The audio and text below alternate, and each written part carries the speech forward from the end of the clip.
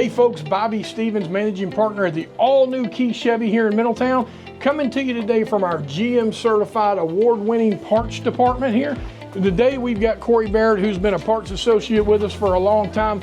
Corey, just a few things about our parts department. On average, how many parts in a general day do we keep in stock? Probably somewhere around 10,000. 10,000. From what type of part to what type of part?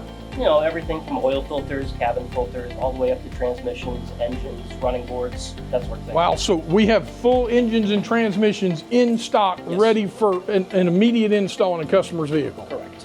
What about tires? Do we stock tires? We do.